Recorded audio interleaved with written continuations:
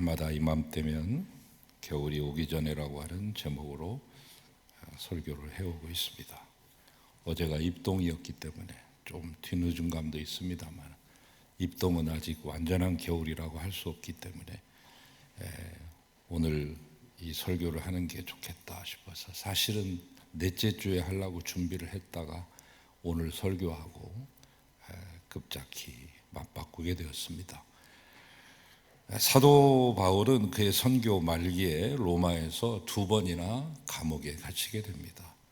1차 투옥은 62년에서 63년이었고요 2차 투옥은 66년에서 67년이었습니다 1차와 2차가 사뭇 분위기가 다릅니다.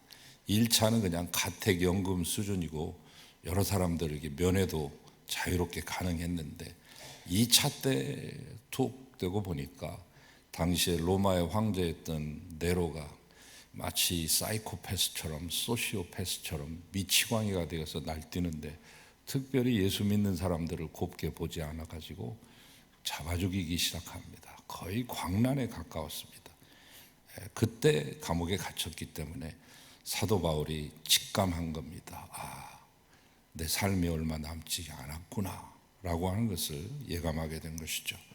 그렇기 때문에 오늘 이 편지가 그의 마지막 유언이 될 수도 있었습니다. 이 마지막 순간에 바울이 잊을 수 없는 친구 셋이 있었으니 그 하나는 다메섹 도상에서 친히 죄인의 괴수 중에 괴수인 자기 자신을 만나주신 예수 그리스도요. 또 두 번째 친구는 일평생 자기를 그림자처럼 따라다니면서 병약하고 노쇠한 자기를 대신해서 친필로 대필해주고 모든 편지는 그가 쓴 겁니다.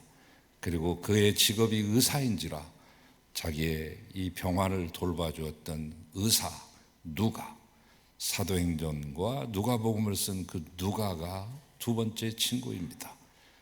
세 번째 친구는 자기 자신이 소아시아적 지금의 터키의 루스드라라고 하는 그 지역에서 복음을 전하다가 몰매를 맞고 시궁창에 던져져서 거반 죽게 되었을 때 그 위경에서 자기를 구출해 준 사람, 피투성이 상처를 친히 싸매주고 자기를 들쳐매고 집으로 가서 씻어주고 닦아주고 먹을 것을 주고 건강이 회복될 때까지 돌봐주었던 이가 바로 디모데입니다.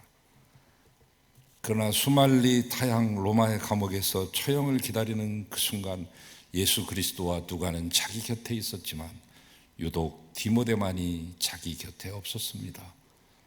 이런 입장에 있는 바울이었기 때문에 사람이 그리웠고 그 가운데서도 더욱 믿음의 아들이며 후계자격인 디모데가 옆에 필요했을 것입니다. 그래서 속히 오라고 했고 그것도 시한을 정해서 겨울 전에 어서 속히 오라 이렇게 재촉합니다. 디모데야 로마로 좀 건너오너라 겨울 전에 말이다. 자기의 죽음을 직감하고 있음을 6절을 통해서 우리는 엿볼 수 있는데 내 지금 상태가 관제와 같이 부음이 되어 있다. 관제라고 하는 말은 새로운 번역에 전제라고 되어 있는데 이 말씀도 이해하기 좀 어려우시죠? drink offering이라고 해서 술을 붓는 것입니다. 재물 위에다가 술을 부어가지고 불을 당길 때 더욱더 빨리 당겨지고 완전 연소가 될 수 있겠죠? 그리고 냄새도 더 향긋한 냄새가 날 수 있겠고요.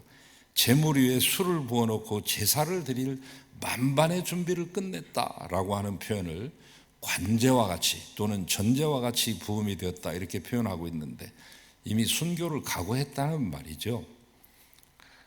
저는 가끔 생각해 봅니다. 제가 그냥 자연사해서 죽든지 아니면 어떤 강압적인 세력에 의해서 위협당하면서 핍박에 의해서 죽든지 저는 이제 저희 할아버지가 순교하셨기 때문에 그 죽음에 대한 것을 어렸을 때부터 많이 생각했습니다. 우리 할아버지가 이렇게 죽으셨는데 나는 어떻게 죽을까? 아니 죽어야 할까에 대해서 죽음을 늘 묻습니다. 나는 그 죽음을 어떻게 생각하고 어떻게 받아들일 건가? 제 자신에게 매일같이 아침 저녁으로 묻고 일어나고 묻고 잠듭니다. 근데 여러분 이 세상 사람들 가운데 자기의 죽음 앞에서 초연할 수 있는 사람이 과연 그 얼마나 되겠습니까? 그러나 바울은 자기의 죽음에 대해서 담담하고 초연하게 대하고 있습니다. 영적 거장다운 면모를, 영적 거인의 면모를 우리 후배들에게 유감없이 보여주는 장이 바로 이 디모데후서 4장입니다. 여러분 힘들고 어려우시면 이 디모데후서 4장을 쭉 통으로 한번 읽어보시기 바랍니다. 그는 디모데에게 이렇게 말했습니다. 디모데야, 너 오는 길에 드로아에 들려가지고 가보라고 하는 사람의 집이 있는데 거기 가서 외투를 좀 가져오너라 그랬습니다. 아마 요즘의 날씨처럼 감방에 아침 저녁으로 찬바람이 불어대기 시작한 모양입니다. 그런데 마음이 외로우면 추위도 더 타는 법. 어두컴컴하고 습기 찬 로마의 감옥에서 그 추운 겨울을 나기 위해 바울은 외투가 필요했습니다. 그 노사도에게 이불과도 다름없는 단 한 벌 겉옷이 없었던 것이죠. 그러나 그는 디모데에게 굳이 드로아의 가보의 집에 두고 온 외투를 가져오너라 이렇게 부탁하는 것을 보면 필시 무슨 깊은 사연이 숨겨져 있는 것이 분명합니다. 드로아라고 하는 것을 여러분 잘 이해하셔야 될 텐데, 드로아는 유럽을 바로 마주보고 있는 거의 항구에 가까운 곳이죠. 아시아의 끝이라고 보시면 되겠습니다. 유럽을 마주하고 있는, 에게해를 사이에 끼고 유럽을 마주보고 있는 곳이다 이렇게 보시면 되겠습니다. 그래서 1차 전도여행 때는 가지 않았고요, 2차 전도여행 때 거기서 사실은 꺾어가지고 러시아 쪽으로 가려고 했습니다. 흑해나 카스피해 쪽으로 가려고, 본도 이런 쪽으로 가려고 작심을 하고 내일 떠나려고 하는데 그날 밤 드로아에서 잠을 잤잖아요. 꿈속에서 저 유럽 사람, 마케도니아 사람 복장을 한 사람이 어서 건너와서 우리를 좀 도와달라고 하는 그 환상을 보는 바람에 유럽으로 가게 되고, 빌립보 교회가 개척되면서 고린도를 거치고 아테네를 거쳐가지고 돌아오게 되는 역사가 일어납니다만 3번 들렸어요.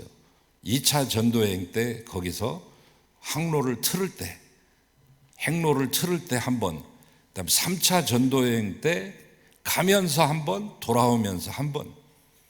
근데 돌아올 때 고린도에서 배 타고 막 가려고 했는데 정보가 유출돼서 유대 사람들이 바울을 죽이려고 하는 암살단들이 여러 개 있었거든요.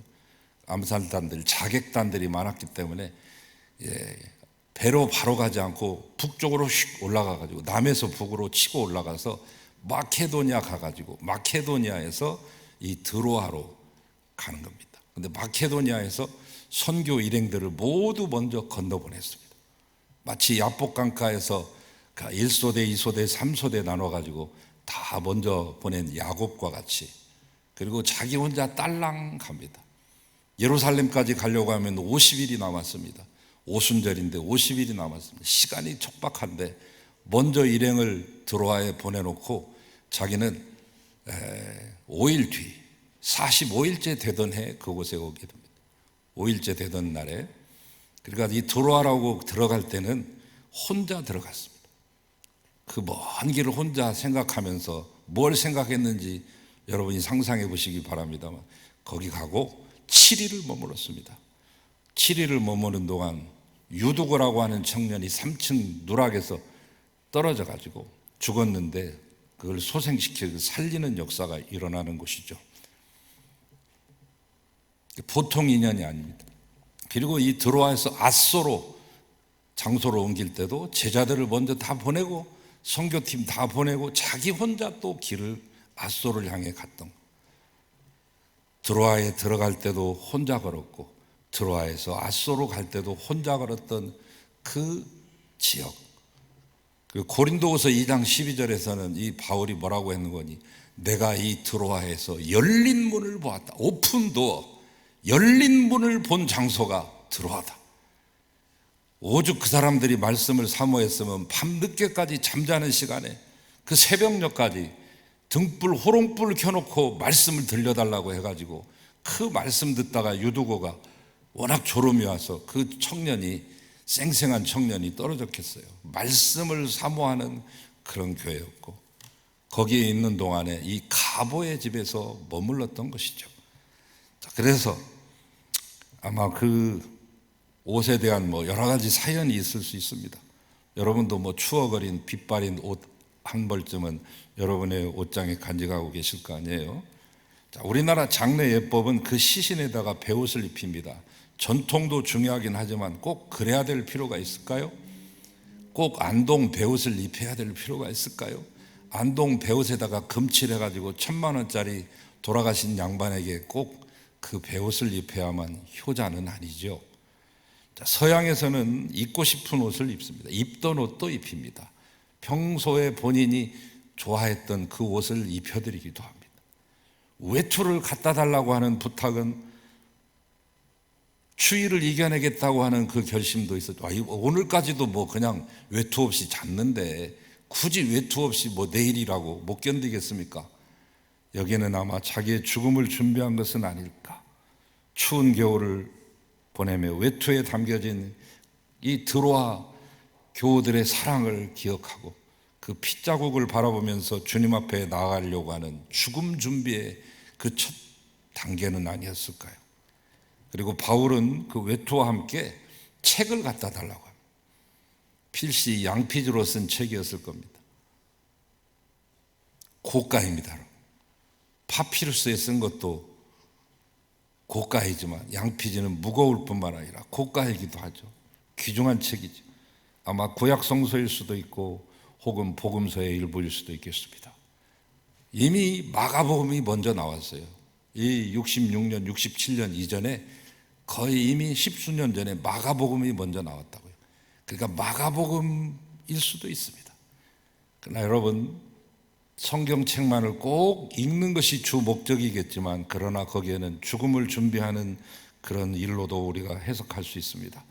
왜냐하면 자기의 예용하는 애독했던 책을 관에 함께 넣어주는 것이 당시의 관습이기도 했으니까요.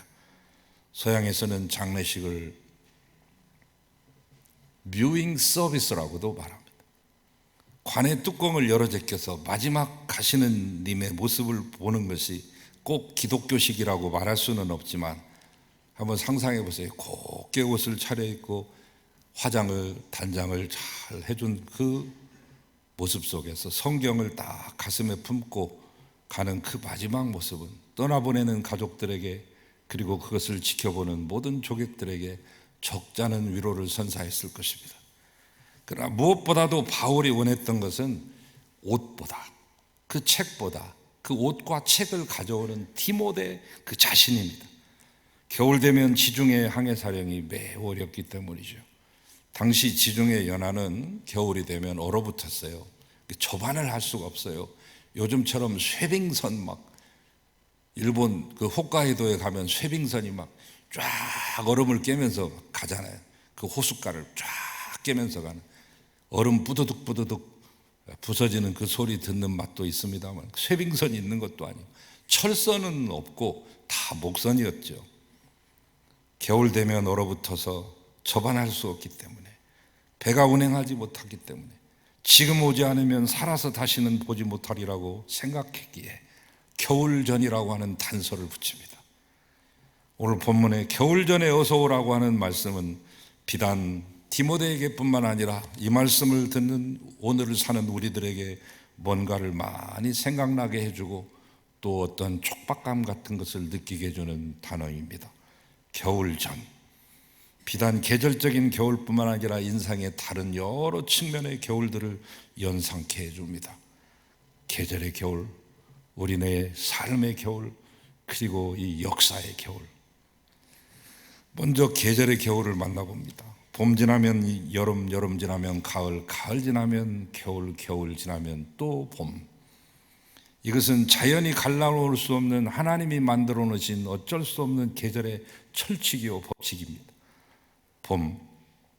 봄은 나뭇잎이 싹트고 얼음이 녹아내리며 아지랭이가 피어오르는 산에 흐드러지게 핀 진달래가 붉게 물든 전군가도 백리길에 벚꽃이 만발한 화창하고 좋기만 한 계절. 여름은 여름대로 잊을 수 없는 계절이죠. 산과 바다가 있고 실록이 우거지며 낭만이 숨쉬고 젊음이 약동하는 계절. 가을은 황금 물결을 이룬 들판과 타는 듯한 아름다운 산들, 설악, 내장, 덕유, 대둔, 적상에 단풍이 있습니다. 멀리 갈 것 없이 화계사 뒷산에 단풍도 좋습니다. 어저께 제가 가봤는데 얼마나 좋은지 알 수 없어요. 노랑과 초록과 파랑색이 적절히 조합해서 그 만들어내는 그 색의 조화는, 그러나 아쉬운 것은 이처럼 아름다운 가을이 너무나도 짧게 끝나버린다는 사실이죠. 그토록 곱디곱던 홍엽 단풍도 2주일을 채 넘기지 못하고 사라져버리는 아쉬움. 그것 때문에 우리는 이 가을을 더욱 애타게 기다리며 사랑하는지도 모릅니다. 겨울은 겨울 나름대로 정경이 있죠. 화토불에 둘러앉아서 고구마 구워 먹던 그 추억, 그 아름다운 설경들, 처마 끝에 고드름을 따서 동무들하고 칼싸움을 하던 추억, 크리스마스에 성가대원들과 잠 오는 눈을 비벼가면서 등불 들고 새벽성 돌던 그 추억. 그러나 겨울은 모든 생명의 성장이 정지된 잠든 계절이기도 합니다. 어느 시인은 겨울밤을 묘사하기를, 천능이 떤다, 밤바람이 물결을 설레고 회색 하늘이 호흡 없는 침묵을 잠긴다. 밤에도 겨울밤은 더구나 쓸쓸하구나 라고 노래했습니다. 그렇습니다.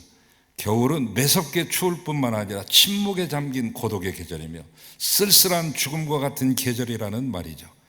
그러기에 겨울이 오기 전에 이 추위를 견딜 만한 만반의 준비 태세를 갖춰야 됩니다. 대비책 없이 살과 같이 빠른 세월 속에서 벼랑간 추운 날씨를 덜컥 만나버리면 그것만큼 당혹스럽고 고생스러운 것이 없을 테니 말입니다. 두 번째, 우리의 삶의 겨울도 있죠. 우리의 인생에도 겨울이 옵니다. 그 중에 환경적인 겨울도 옵니다. 하는 일마다 얼어붙어 가지고 풀리지를 않습니다. 몸부림쳐봐도 방법이 없습니다. 참으로 힘든 계절을 보내고 있는 것입니다. 전 인류가 보내고 있는 이 코로나의 계절도 우리가 맞이하고 있는 환경의 겨울이라고 볼 수 있겠습니다. 건강의 겨울도 있습니다. 갑자기 몸에 병이 생겨 병원에 입원할 때, 그리고 수술할 때 힘들어합니다. 저희 어머님이 어제 입원하셨는데 형제들 자매들은 다 갔다 왔는데 저는 아직 가뵙지를 못했네요. 연세가 이제 90에 가까우니까 여러 군데 몸이 아파오시는데 우리 어머니는 지금 건강의 겨울을 보내고 계십니다. 나이도 겨울이 있습니다. 건강 떠나가고, 돈 떠나가고, 친구 떠나가고, 일감 떠나가고, 사랑했던 사람 떠나가고, 꿈도 떠나가고, 힘도 떠나갔죠. 자, 관계의 겨울도 있습니다. 내가 힘 있고 돈 있고 능력 있을 때는 많은 사람들이 불나방처럼 모여들었는데 병들고 늙으니까 하나둘씩 내 곁을 썰물처럼 빠져나갑니다. 정승이 집에 개가 죽으면 문전성시를 이뤄도 정작 정승이 죽으면 파리를 날리더라. 바울 곁에 있던 데마와 디도와 그레스게와 마가와 알렉산더 등 모두 바울 곁을 떠나 있습니다. 슬픈 일이 아닐 수 없습니다. 경제적인 겨울도 옵니다. 돈이 꽁꽁 얼어붙어서 살아가기 막막할 때가 있습니다. 어떨 때는 단돈 1,000원이 없어서 주체할 수 없는 때도 있습니다. 인생의 가을인 노년의 시대를 지나면 인생의 겨울인 죽음이 찾아듭니다. 우리에게는 팝송 그룹으로 알려져 있는데 단순한 팝송이 아니라 이것은 이제 프로그레시브 락이라고도 하고 아트 락이라고도 하고 사이키델릭 락이라고도 하는데, 이 그리스를 대표하는 3인조, 때로는 4인조도 됐다가 5인조도 됐습니다만은 거기서 유명한 반젤리스라고 하는 뉴 에이지의 대표 이 반주자도 탄생했습니다만 그리스의 대표적인 그룹이죠. 아프로디테스 차일드, 아프로디테의 여신의 자식들이다. 나는 그리스인이라고 하는 자부심을 그들의 이 호칭에서 찾아볼 수 있는데, 그들이 남긴 주옥 같은 명반들, 명곡들이 있습니다. 1969년에 데뷔해가지고 레인 앤 티어스라고 하는 그 히트곡을 남기고 지금 들어도 명곡이죠. 그 보컬 리더했던 분이 5년 전에 돌아가셨습니다. 저는 그 다음으로 좋아하는 노래가 Spring, Summer, Winter and Fall입니다. 봄, 여름, 겨울, 가을. 노래로 보면 가을과 겨울이 뒤바뀌어 있지만 이건 어디까지나 발음을 위해서, 영어의 음윤을 맞추기 위해서 뒤바뀐 것일 뿐, 계절의 겨울은 봄, 여름, 가을, 다음에 어김없이 겨울입니다.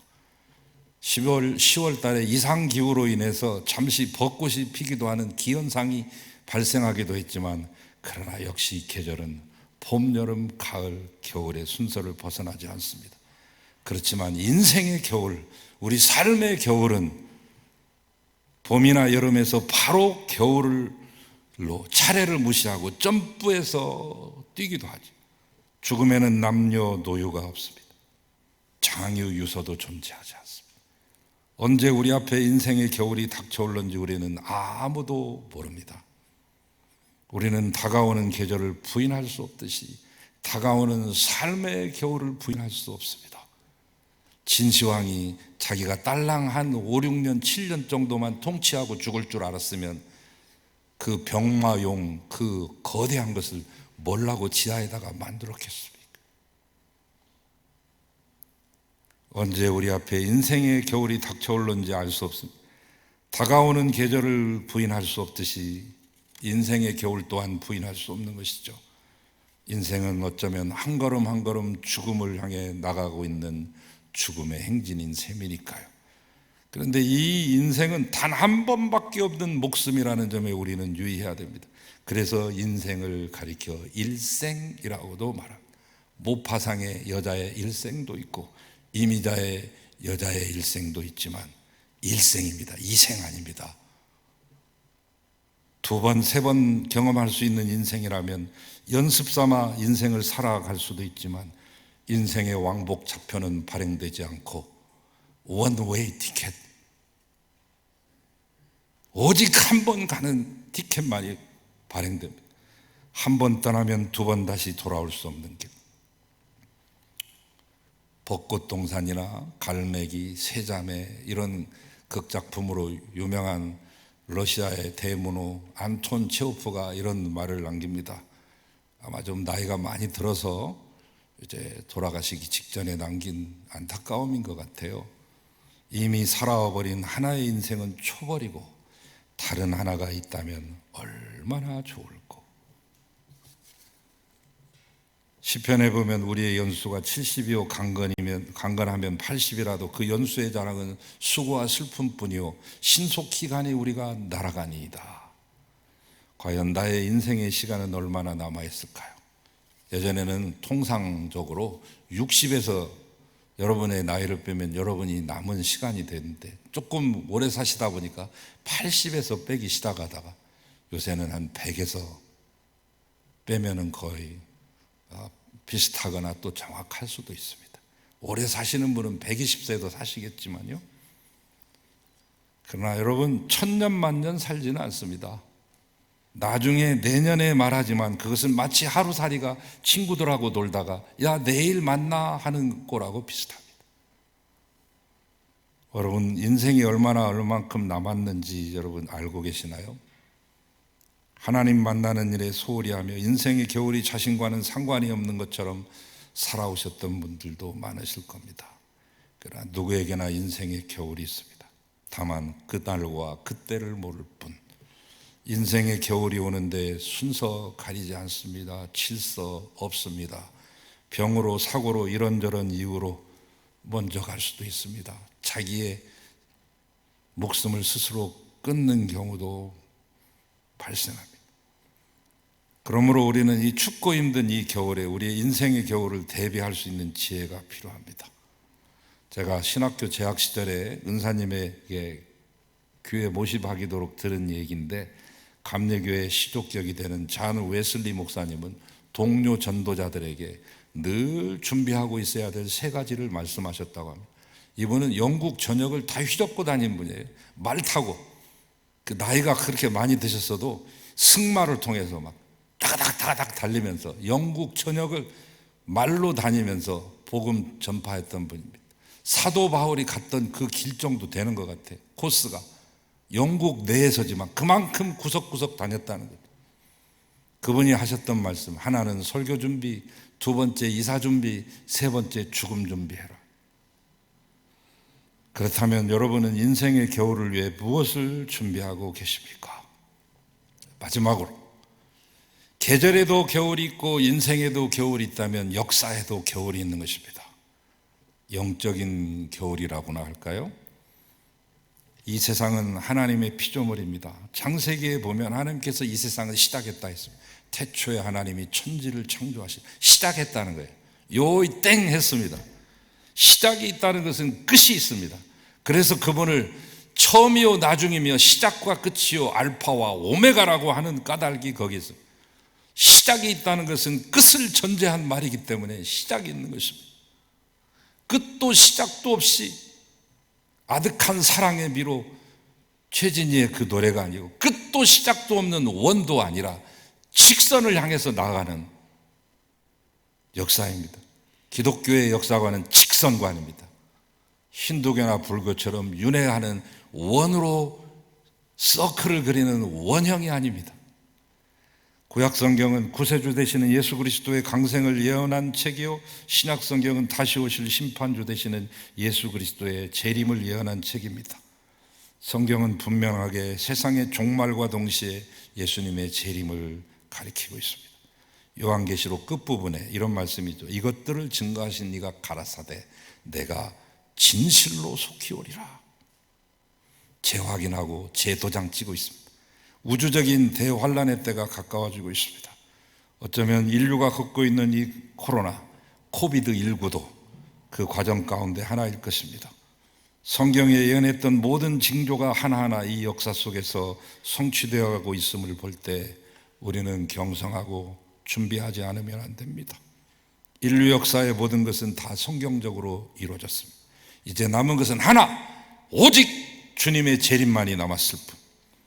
여러분, 계절의 겨울이건 인생의 겨울이건 세상의 종말이건 우리 앞에 지금 속히 임박하고 있다는 것은 사실 아닙니까? 어서 오라는 말은 지체하지 말고 대비하라는 말씀으로 받으십시오.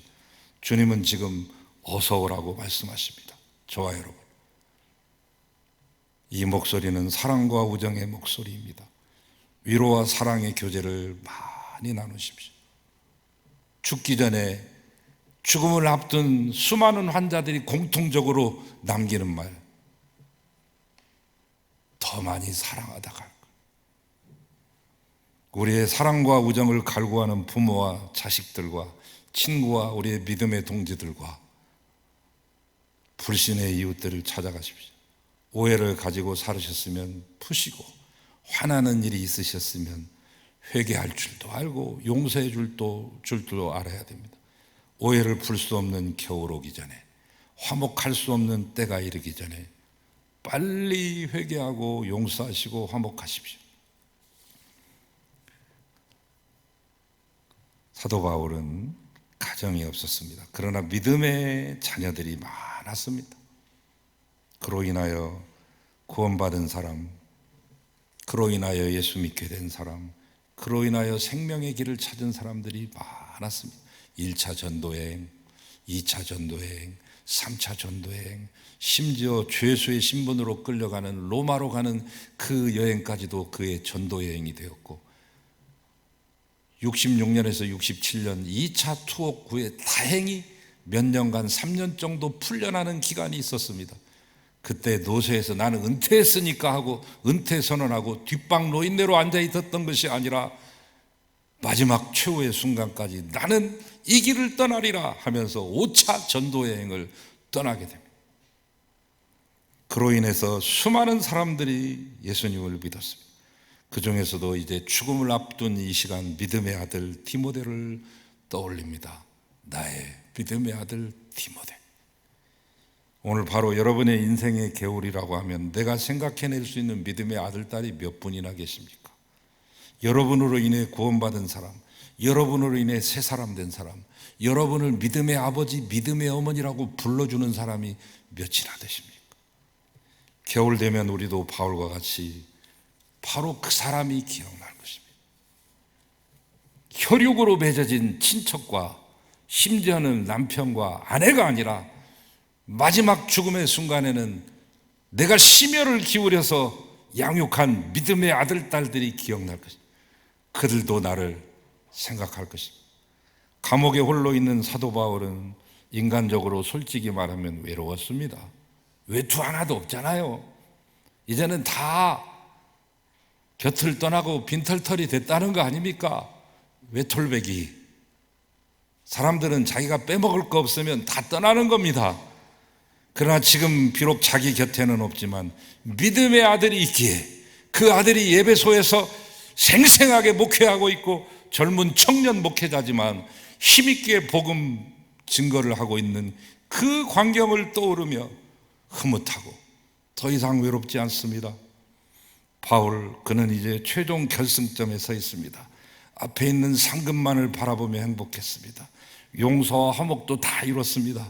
1차 전도행 때 홀랑 떠나버린 마가, 그 뒤로부터 관계가 소원해졌으나 이미 그 관계도 다 풀어가지고 이 마가조차도 믿음의 동역자로 없어서는 안 될 귀한 일꾼으로 인정해주면서 이미 이 두 사람의 사이는 화목을 이뤘습니다. 이제 그 영혼 자유롭습니다. 오직 하나님 말씀만을 읽으며 소망의 세계를 환하게 바라보게 되었습니다. 그리스도를 만날 생각만을 하며 기쁨과 감사로 환희로 충만한 그 순간을 맞이하고 있습니다. 땅에 있는 집은 무너지고 텐트와 같으나 영원한 집은 맨션, 주님이 손으로 지으신 그 집에서 내가 주님을 만나보리라. 우리들도 바울이 맞이했던, 아니 우리의 열조들이 맞이했던 겨울을 어김없이 맞이할 텐데, 그렇다면 우리가 맞게 될 겨울 전에 나는 지금 무엇을 하고 있습니까? 우리에게는 지금 하지 않으면 영영 할 수 없는 일들이 있습니다. 겨울 오기 전에 준비합시다. 체코슬로바키아 격언에 이런 말이 있습니다. 겨울이 우리에게 묻는 날이 있으리라. 여름엔 무엇을 했느냐고. 기도하시겠습니다. 겨울 전에 오사오라고 하는 주님의 말씀 듣고 잘 준비하게 하소서. 예수님의 이름으로 기도하나이다. 아멘.